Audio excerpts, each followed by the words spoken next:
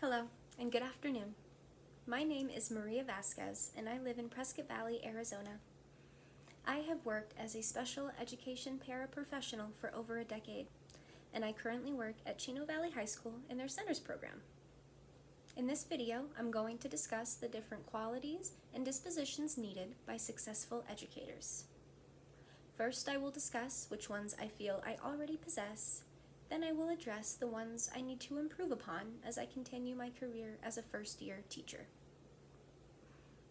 After a decade of experience, I can confidently say that the dispositions I already possess are advocacy and compassion. The students I work with have a wide variety of special needs, ranging from emotional to physical to academic. Having to advocate for my students is a very big part of making sure they are successful. I am tasked with escorting and monitoring my students in their elective classes. It is my job to make sure their general education teachers are aware and understand the accommodations and modifications listed in their IEPs, and I also assist them in implementing it. My compassion is a strength, whether I am dealing with typical teenage attitude or a student who is experiencing an emotional crisis, because I always approach them with understanding instead of immediately punishing them for their behavior. This does not mean I don't hold them accountable, but that conversation can wait after therapeutic rapport has occurred. I can connect with these students on a more personal level because I see all behavior as communication.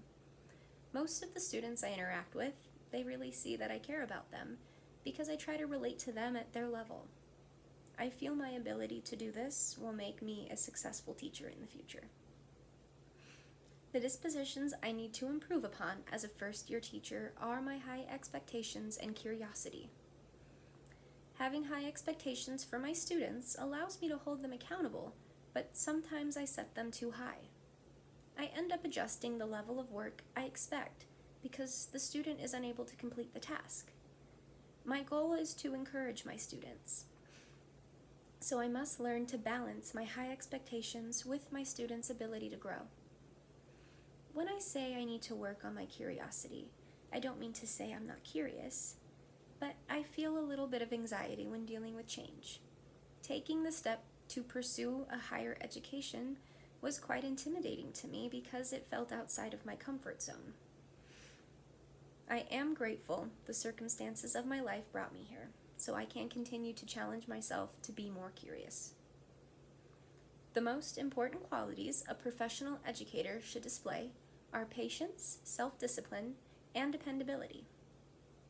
Teachers must repeat directions many times over to ensure their students understand, and this can become quite frustrating, I know from experience, unless we actively practice patience. Keeping from falling behind on grading and lesson plans while balancing family and personal life, it takes self-discipline. Students trust teachers they can depend on, and colleagues will be more comfortable collaborating with someone that they know they can rely on. Ultimately, the most successful and impactful educators embody the same qualities inside and outside of campus. Teaching is more than a profession. It is a lifestyle. Thank you for watching.